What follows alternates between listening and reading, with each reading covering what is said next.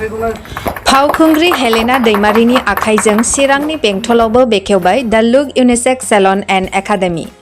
दासान्दि समाजाव सोलिदों इउनिसेक्स सेलन एबा पार्लारनि दोहौ आरो बेनो दानि मुगानि सुबुंफोरनि मोनसे लाइफस्टाइल। नंगौ, बे समाव नोंथांमोननि थाखाय मोनसे गोजोनथाव रादाब। बे गोजोनथाव रादाबखौ गुबैयै लाइमोनफोरा लानो हागोन, लोगोसे बे रादाबानो बेखार लाइमोनफोरनि जिउ दानायनि राहा जानो हागोन।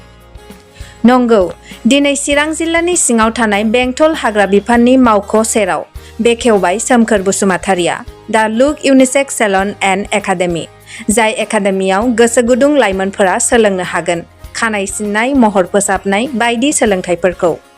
मख'नो गोनांदि दिनै बे एकाडेमिखौ बेखेवना होयो मुंदांखा फावखुंग्रि हेलेना दैमारिया। बेंटलाव फैदों आङो दिनै नैबे दा लुक इउनिसेक्स सेलन एन्ड एकाडेमि, जोंहा बिथां सोमखोर बसुमतारिनि जि इनिशिएटिभ, बिथाङा बयनिबो थाखाय मोनसे एकाडेमि खुलिनानै होदों। जोङो पार्लारखौ जेरावबो नुनो मोनो, साल'खौ जेरावबो नुनो मोनो, नाथाय बेबायदि एसे गामि ओनसोलाव बेबायदि एकाडेमि मोनसे खुलिनानै गासैबो जाय बिथांमोना गोसो गुदुङै बे कर्सखौ लानो गोसो बा सोलोंनो लुगैनानै दङ, बिथांमोना गोबां गोजान गोजान जायगायाव थांनानै बे कर्सखौ लाहैनो गोनां जायो। नाथाय बे गावनि जायगायावनो सोमखोर बिथाङा दिनै गावबा गावनि जायगायावनो थानानै मोजां मोनसे सोलोंथाइ पार्लारनि बा मेकआपनि जिथु एकाडेमि दिनै खुलिनानै होदों। बिथाङा जोबोद मोजां इनिशिएटिभ मोनसे लादों आरो गोबाङानो एसे हेल्प जागोन बेजों, मानो होनोबा दा बेबायदि गोजानाव थांलायनांला, खाथियावनो दं जेला खाथियावनो फैनानै बे इनस्टिट्यूटआव फैनानै एनरल खालामफैनो हागोन आरो कर्स लानो हागोन। बिनि अनगायैबो बेवहाय मोनसे मोजां फेसिलिटिनि इउनिसेक्स सेलन मोनसे बानायदों। बेवहायबो फैनानै दानिया बयबो जोङो साखोन सिखोन थानो मोजां मोनो, समायना नुजानो लुगैयो आरो बे सुबिदाखौबो सोमखोर बिथाङा बेवहाय खालामनानै होदों। जोंहा बिनि एड्रेसानो जाहैबाय फरेस्ट गेटनि एकदम साखाथियावनो, नैबे फरेस्ट अफिस, बेंटल फरेस्ट अफिसनि साखाथियावनो, इजिथार एड्रेसाबो बेबायदि सिंद्रायाव नङा, बे बाजारनि गेजेरावनो आरो। दासिम जोंनि समाजनि, जोंनि बर' हारिनि समाजमोना इउनिसेक्स पार्लार होनोबा मोनसे सोमोन्दो दं होननानै सानो। जों ससाइटियालाय मा खालि इउनिसेक्स साल' बा पार्लार होननानैल' नङा, गुबुन फिल्डआवबो एसे गाज्रि नोजोरजों नायो, खिन्थु बे गावबा गावनिसो साननाय, गावबा गावनि पार्सपेक्टिभ, बेबायदि नङा। बिथाङा मोनसे मोजां कनसेप्ट लानानै फैदों, जोंनि गामियावबो मोनसे बुस्थु इन्ट्रडिउस खालामफैदों, बेखौ बिथांखौ जों सापर्ट होनांगौ आरो बेबायदि नङा जे माबा मोनसे बेवहाय पार्लार खुलिदों इउनिसेक्स साल' बेबायदि माबा मोनसे गाज्रि आखु बा गाज्रि खामानि मावगोन बेबायदि नङा। नोंथांमोना बयबो बेवहाय फैनो हागोन, अपेन फर अल, फैनानै गावबा गावनि सार्भिसखौ लानो हागोन। बिथांमोनहा बेबायदि नेगेटिभ पजिटिभा जेरावबो थायो जि फिल्डआवबो, खिन्थु बेखौ नेगेटिभ अलवेज नेगेटिभ लानाङा आरो आं। मेकआप आर्टिस्टआ गावनि जिउखौ माबोरै दाना लानो हायो? हायो, दानियाथ' फिल्डआ जोबोद गिदिर आरो गोदो जों बांद्राय बिदि जोंखौ मेकआप बा माबा मोनसे जोंनि लाइफ स्टाइलखौ लानानै जों बांद्राय गोसो होआमोन, नाथाय जों बयबो दानिया बिराद मोजाङै थानो लुगैयो, समायना नुजानो लुगैयो। दानिया बे फिल्डआ बिराद गिदिर आरो जों गावनो रियेलाइज खालामो जेब्ला जोङो वेडिं सिजन जा, जेब्ला जोङो पार्टियाव थांनो बा अबावबा थांनो, अब्ला जोङो मालाबा मेकआप आर्टिस्ट नागिरनानै मोना।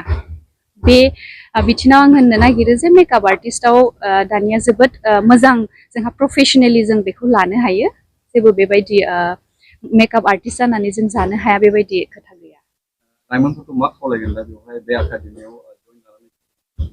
बेनो बिथाङा गावबो सासे हेडमास्टार आरो बिथाङा गोजान जायगानिफ्राय सोलोंनानै फैनाय, थानानै फैनाय। बिथाङा बाहेरायाव माबायदि जायो बेखौ नुनो मोनदों आरो बिथाङा लुगैदों जे गावनि जि नलेज दङ, बे नलेजखौ गावनिनो जायगानि सुबुंफोराबो मिथिथों बा माबायदि जायो, आरो बेजोंनो बिथांमोनहा जाहाथे एसे गावनि आथिङाव गसंनो हानायनि मोनसे लामा मोनथों होननानै बेखौ नाजागासिनो। बे सोमखोर बसुमतारिनि बिराद मोजां मोनसे नाजानाय आरो आं बेनिखायनो बिथांनि नैबे दा लुक इउनिसेक्स साल'आ एकाडेमिया मोजाङै मोजां सोलिलांथों होननानै आं बिथांखौ हामबाय जासिबाय। सिगाङावनो गिबियावनो बयनिसिमबो नायगिरि बिथांमोननिसिम आंनि अननाय आरो मोजां मोननायखौ जासिहरनाय थाबाय।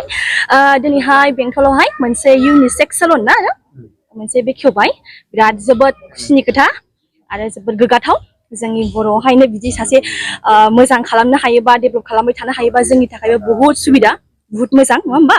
दा जोंनो ना बे बुस्थुखौ नांगौ, गासिबो देलायनानै थानानै मोजां साफा थानो लुगैयोना ओंखायनो जोंनि थाखाय नांगौ ओमफ्राय बुहुत मोजां आरो गोग्गाथाव जे आदाया एफा मोजां खस्थ'नि गेजेरजों बिदि खालामनो हादों ना बेस्ट विशेस कामिं फिउचारावहायबो आदाया मोजाङै देरलांबाय थाबानो जाबाय आरो ना जाय लाइमोनफ्रा ओरैनो दङ बेखारै बिथांमोनखौ बे एकाडेमियाव जइन लानानै गावखौ मोनसे गावनि थांना थानायनि राहा लामाखौ लानो थाखाय नोंथांमोन आं बेखौनो खावलायो जाय बिथांमोना इन्ट्रेस्टेड मोजां गोसो गुदुंफ्रा फैनानै बाहाय जइन जाफैनो हागोन एबा एडमिसन लाफैनो हागोन ओमफ्राय लोगोसे गासिबो फेसिलिटिस दंजोबो बाहाय बेखौनो आं खावलायो आरो दिनै नोंथांमोन फैनायखौ बिराद गोजोनदों दिनै आं बेवहाय दालुक इउनिसेक्स सेलन एन्ड एकाडेमि दिनै अपेन जाबाय आरो